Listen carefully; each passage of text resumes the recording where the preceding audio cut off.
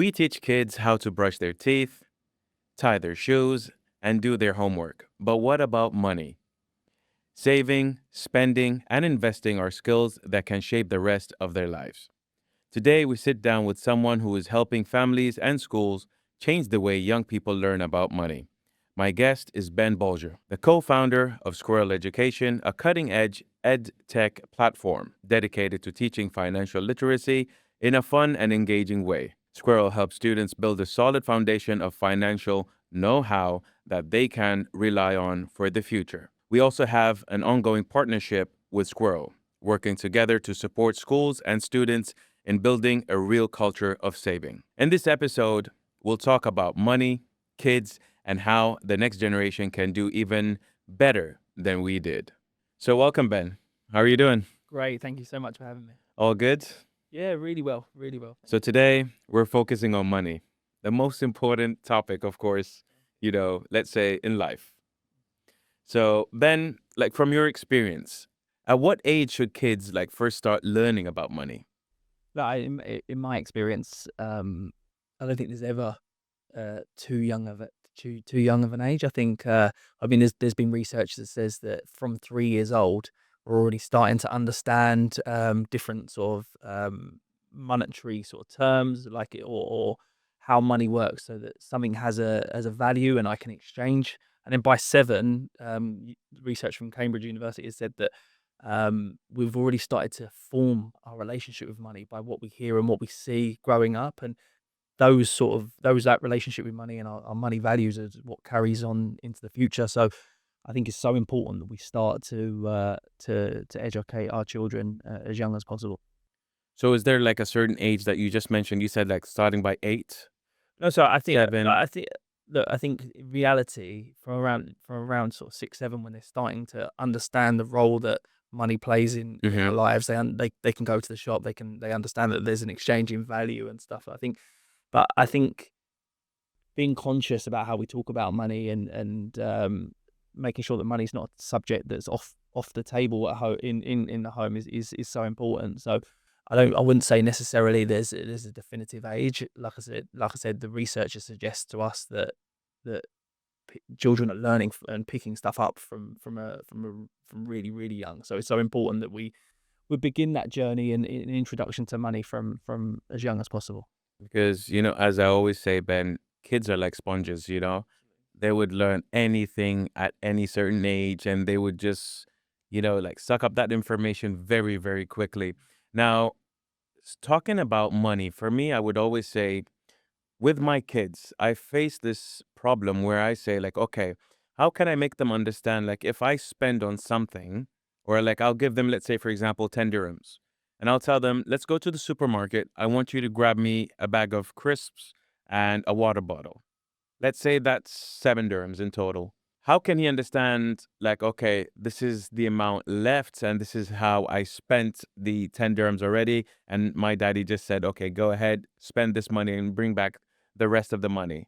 So, is there like a certain math that they have to do, or some studies that they have to understand? Like, okay, daddy gave me 10 dirhams, I have to come back with a bag of crisps and a water bottle. So, it's for me, it's like science, I think obviously there's an element of maths to it, and then they have to be able to, with the money that they've got, be able to find the items that fit that budget. I think the important part, or the bit that where the extra lesson is come back with the 3 dirhams. What are you going to do with that, right? And a conversation around, okay, so you've spent money, okay, you've got money left over. Well, what is that now time to save what's left, right? And have that conversation around saving money. I don't think any children, any human on the planet has issues spending money, right? It's the saving money that's the hard It's bit. true, true. Now, speaking about money, what I've noticed, like most of the homes, all right, most of the people, they don't talk about money at their houses. You know what I mean? Like, they just go, like, let's say they know me as a father. Okay, he comes back home, he eats, he drinks, he sleeps, wakes up, goes back to work, and that's it.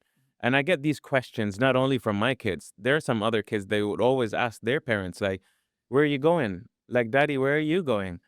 So they have to understand that there are people out there who are working, and I always believe that you as a father or as a parent yourself or as a mother, you have to explain to your kids back home, why am I going to work? Why am I doing this? And it's important that we bring in that topic because many families don't talk about, let's say, finances at all. Because what happens, can you tell me, like, what happens when money is a silent topic at home? Yeah, I mean, and that is exactly the experience that I had growing up, right? And rule number one in our household was we don't talk about money. Anytime that I tried to ask, okay, can we afford this, or how much do you earn, Dad, or like, can we go on this holiday? Like, look, son, we don't talk about money. And I think, and especially in my case, it was like this protective instinct. Like you've got the rest of your life to worry about money. Now, I think that that sort of shutting down all money questions can create problems later on, because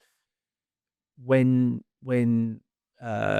children grow up and are exposed to money, they don't feel like there's anywhere to go and turn and ask those questions, because money is something that we have to sort of deal with ourselves, and it's shut down, right? So I think one of the biggest things that we want to do, and we we hope for us, what we're doing at Squirrel is it's a catalyst that children are learning about financial literacy in schools via our platform, but they're then going back and opening up that conversation at home, right? So that learning continues, because there should be no scenario where someone can't feel confident to go and tell people or ask about money, or express that they're feeling anxious about money, or the problems around money, because that's when problems arise, right? If you if you if True. you if you if you if you've got money issues and don't feel like you can go and talk to anyone, that's really a problem. So that's a huge thing about what we're doing at Squirrel Education, is making money not a taboo subject anymore, because for too long it has been, and we've seen the problems that causes later on in life. So we have to if we're going to change that generational cycle, we have to do something, and we have to give children the confidence and the power to be able to go and ask questions, and learn, and be empowered to learn about money. I love that answer, Ben, because I would always say I don't feel I can't say that I don't feel uncomfortable or I feel like upset. But as you said, bringing that topic back home, I just feel like, come on, let's stop talking about money and just focus, on your life. You still have things to go through and some new lessons to learn, obstacles to face. And money's not that main topic that you have to like focus on back home. So, like for parents who feel uncomfortable talking about money, like how can they start these conversations in a simple and a healthy way? But I think um, there's obviously, in a lot of the time with parents, can sometimes be anxiety about starting those questions. One, because maybe they don't feel like they've got their own sort of financial house in order, so Hmm. they're concerned that maybe questions come. Two, there's the situation where they feel like, oh, I don't want to burden my child too young, and so I think there's getting over that barrier initially, as a parent, but then just also not feeling any pressure that there has to be a right or wrong answer, or you have to know everything either, right? And having sort of open questions, and just seeing what sort of answers that your children come up with, and then if there is something that maybe they ask that you're not sure about, or maybe that's an opportunity for you both to go out and find the answer together, right? And it's in those moments, like in when it comes to any other habit or character trait that we're trying to get our children to develop, we model that behavior, right? So if we want children to be kind, we have to show them to be kind, or be patient. We show them how to be patient, right? So there's no Certain sort of like, level. yeah, but there's no sort of like problem with going and learning with your child, or learning with your child and then demonstrating that so that they can then copy that. So I think to answer your question, I think it's important that, one, that they embrace it, and they take on that responsibility, because we can come on to where children are finding their financial advice and information nowadays, right? So I know as a parent that I'd rather money is one of those subjects that uh, affects every child, or every single person on the planet. Every single person on the planet has a relationship with money. I know as a parent, I want to help my children mold the best positive relationship I can, right? Rather than them going out into the real world, and then having to form it themselves, or get imposed by other people, right? So I think it's just embracing that is our responsibility as parents, but also not putting too much pressure on yourself, as that you have to know everything, and you have to get everything right straight away, right? It's a process. You don't have to go from 0 to 100 overnight. True, true. Now let's talk about squirrel education. Now, this is something that really, really matters to me, and I'm sure that it's going to matter, of course, to the audience watching this episode.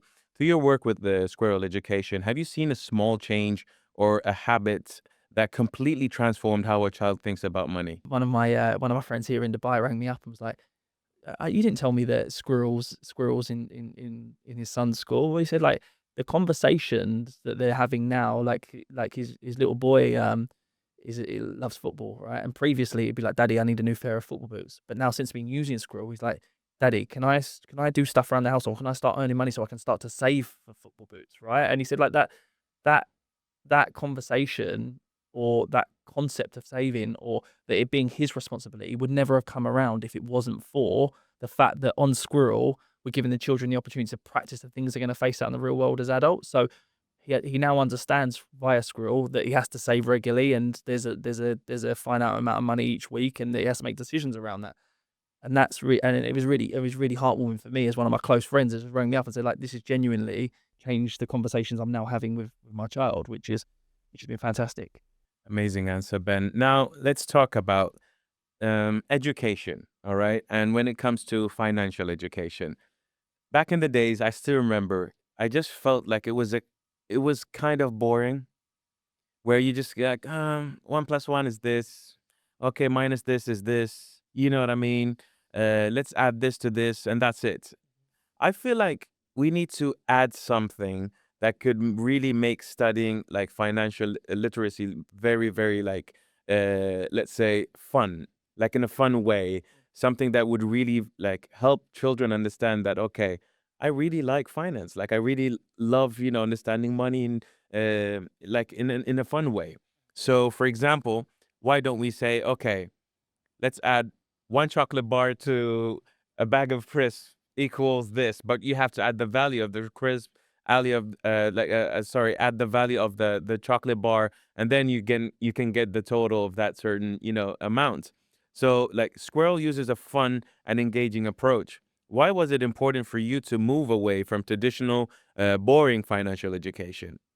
There's a couple of things to unpick there. The first one is children are desperate to learn about financial literacy, right? There's so much sort of studies and evidence that shows us that children are desperate to learn about personal finance, and the reason why is because they're feeling less and less prepared for the real world than ever before, right? And I think like gone are the days where you go into a job and you spend 40 years at the same company and you build a pension and so on. Like now, there's so much more responsibility on us to take our own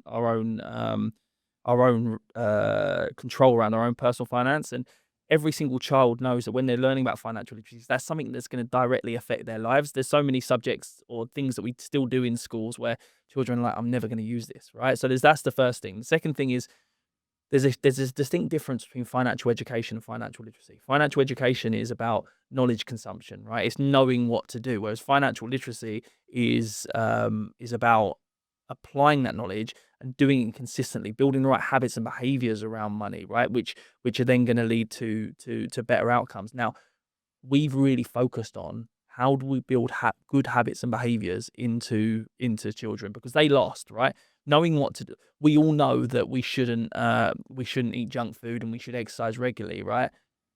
But it's only if we build the right habits and behaviors around a healthy lifestyle is whether we'll carry out and make sure we exercise regularly and eat a balanced diet, right? And that's the same with what we're trying to do at Squirrel Education. So Squirrel Education is essentially a virtual environment, like a classroom economy where children earn in virtual salaries, they pay regular utility bills, they've got to move money between sort of current accounts, savings accounts, emergency funds, they have to budget for things in the marketplace, they get hit with different emergency expenses. It's like, how do we put them in an environment where they in small touch points each week, they practice enough through simulation that when they're out in the real world, intuitively, they know what to do. I always talk about like coming from a sports background, like I always talk about like if you've ever seen the Michael Jordan documentary, Yes, same. um Michael's coach talks about Michael practiced so hard that when he was out on the court, he then didn't have to think. And my hope is that through our gamified learning platform, that children have practiced enough throughout their time in school that when they're out in the real world, they've built those habits intuitively. They know what to do in certain situations, right? Because their bodies and their minds are taking over and their habits are coming in. And that's why we focus on the financial literacy element and the application of knowledge, not just the basic of this is what you need to do. Mm. All right. So, Ben, what is the biggest misconception people still have about teaching financial literacy to children?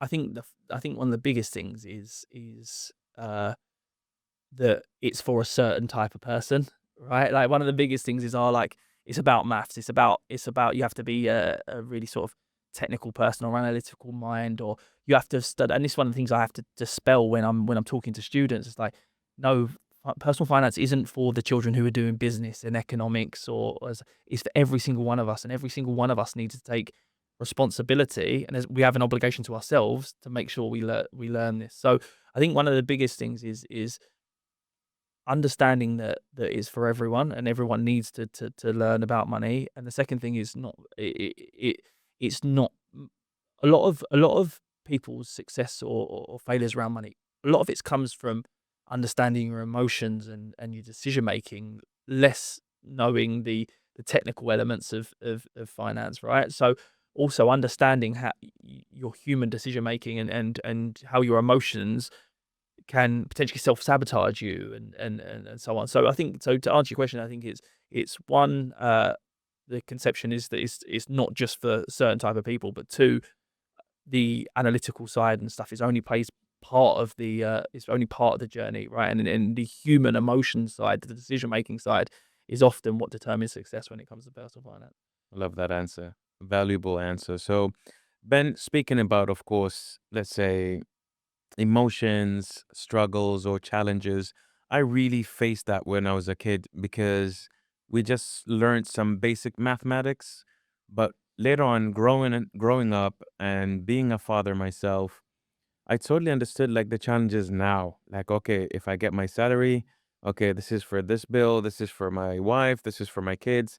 These are the finances, let's say, yeah, bills to pay, school fees, and everything. And then I run totally broke.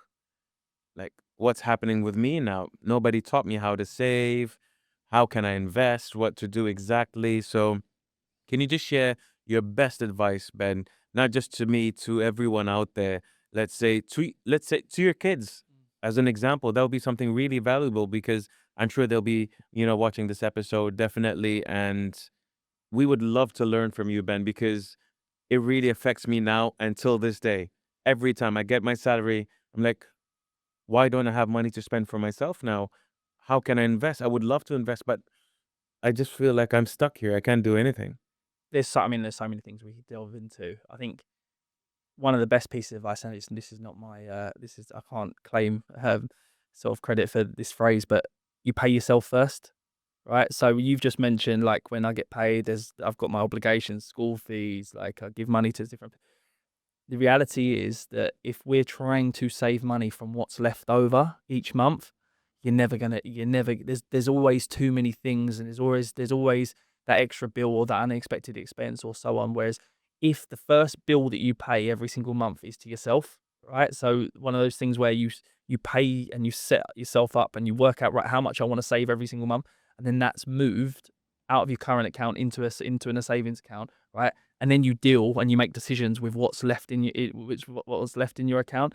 You can make those decisions a lot more freely, right, with lots less sort of anxiety and so, because you know that you've already saved that money. Whereas it's very, like I said, it's very difficult to get to the end of the month, right, and then try and work out what's left, Yeah. and then think, oh, like, I mean, I come from a private wealth management background. I used to sit down with so many clients, and they'd earn really good salaries, right?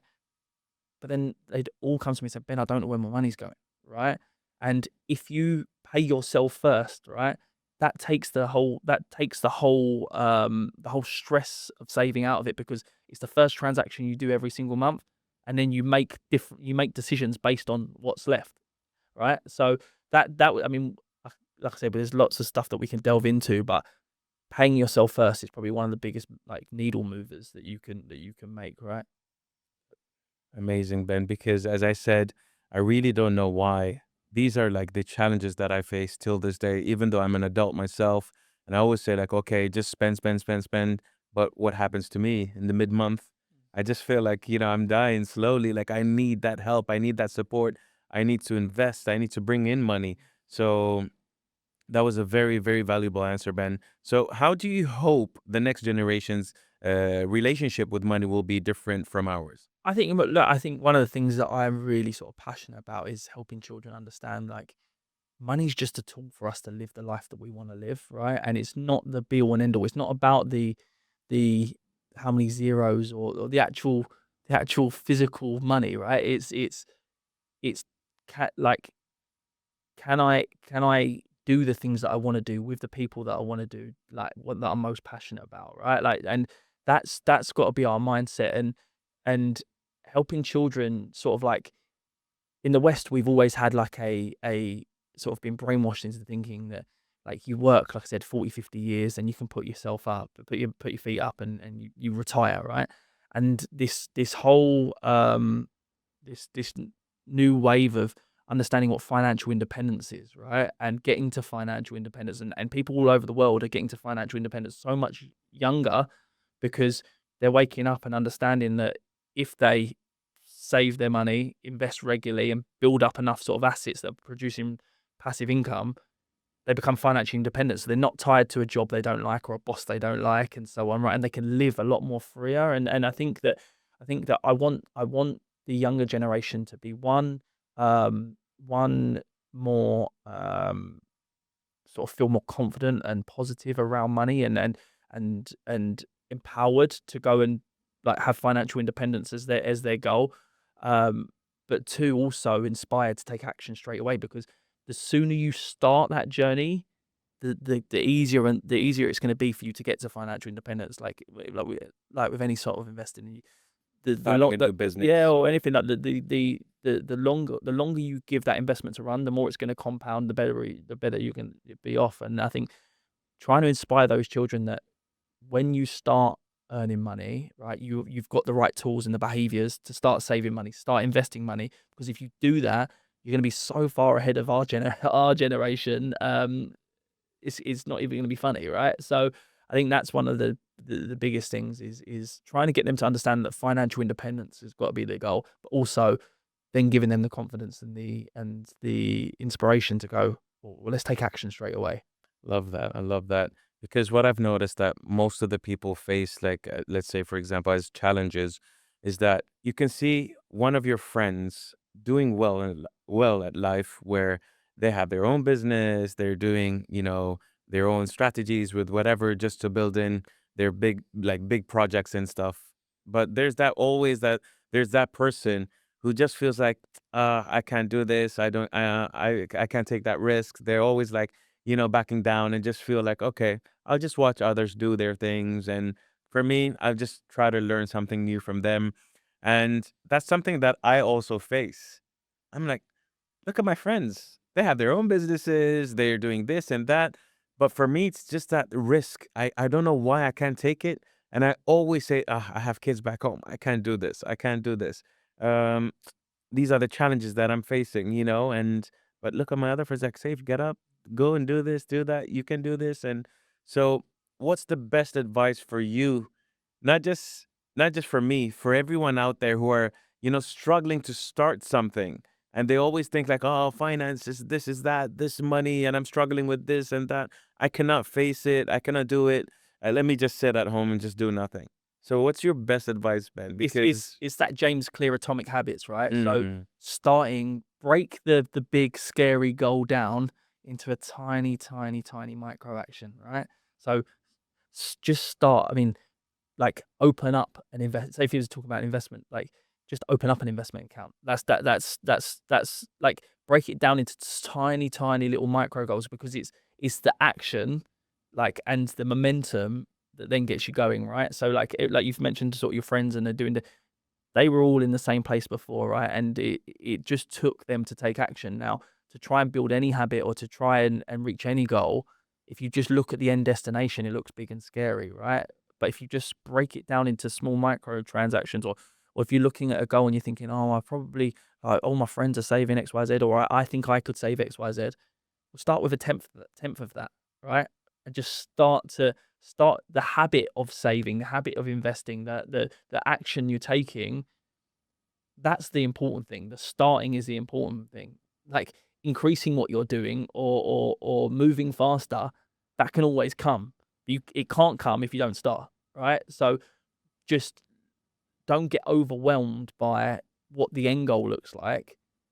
Think about, well, what's the end goal, and how what's the smallest action I can take today that's going to move me forward that one bit further towards that goal, and then just keep doing that, right? And like I said, over time you'll build your confidence. You'll, like, if you're saving money, you'll increase how much you're saving each month, because it doesn't feel like a risk anymore, because you've started and you've experienced it, right? And You get you build that motivated. confidence, you're Yeah. motivated, and so on, right? Whereas if you don't start, that's always gonna hang over You have over that your head. regret. Yeah. True. Now, do you believe in this term, Ben, where people say, I started from scratch, now look at me, I'm a billionaire, like in 1 year? Oh, I mean, to become a billionaire in 1 year, that's a different. That's Because I've seen lots of people talk about that, like, I started from scratch, like from zero. Now look at me, I'm a billionaire. well, I mean, I think there's a lot of people saying that on social media, and Yeah. there's probably a reason why they're saying that, like, and it's probably more aligned with their personal benefit. But I mean, look, I think Because sorry to cut you off, because I totally believe in this. Like most of the people out there, they just know that there's something fishy about that, especially on social media. Like, look, I started from scratch. Now look at me. I'm a billionaire. Like in 1 year, I did this, I did that. I'm like, oh, come on. You need to study this. And probably maybe after like 3 or 4 years, you might be a billionaire. So what do you think about that? I mean, I've always sort of lived by, if it seems too good to be true, it often is, right? Like, so, um, there's not too many scenarios where uh someone gets overnight success, right? You look at Elon Musk, right? Like He worked so hard he for works, projects and he still everything. works 18 hours a day, right? Like, and like you like He failed a lot, of course. 100%, right? And And that famous presentation that he had about the Tesla yeah, truck, with the yeah, Yeah, absolutely. yeah. I mean, yeah, I come from a background where it's like you earn the right to success, right? Like, Mm. and are there people that overnight, are there exceptions to the rule? Yeah, maybe, but the majority of us, like, you put the effort in and you get rewarded for that, right? And like when it comes to saving money or working towards financial independence and stuff, the majority of people, that's a commitment and that's a goal, and they stick to the goal. And it's like any it's like trying to run the marathon, right? Like there's not many people that just tomorrow can go, do you know what, I'm going to run a marathon, right? Most people have to put in a plan to get there, and run a decent time in the marathon. Like it's the same with anything. Like more often than not, like if anyone says that they've got overnight success, I'd be yeah, sort of querying them, to be honest. All right, so Ben, can you just tell us, like, financial literacy, is it about confidence, choices, challenges, or freedom? What is it all about? Probably all of those. Oh, Probably, but okay. yeah, like for me, for financial literacy, for me is freedom, right? Like, Freedom. and building towards freedom. That, like I said, I keep mentioning financial independence, right? Like what financial independence means to me is potentially different what it means to you to what it means to someone else, right? And I think that's what's so important to understand. And no one ever, no, like it's less so, like I said, they keep saying less so the technical side. Like none of my clients over the last sort of decade would ever come to me when they come to sort of retirement and go, right, oh, did we average 7 or 8%, or should we Mm. have used it? Like they say, have I got enough money to take my grandchildren to Disneyland? Like, can I step down from work, or can I do part-time work, or can I go and volunteer somewhere, or can I go travel? Like, money is just a tool that allows us to live the life that we want to live. It's not about having loads of zeros in the bank account. Like, it's knowing that, like I said, we can spend the time with the people that we love, doing the stuff that we want to do, and that's really falls under that freedom bracket. That's a lovely answer, Ben. So financial literacy is not just about numbers on a screen. It's about choices, confidence, and of course, freedom.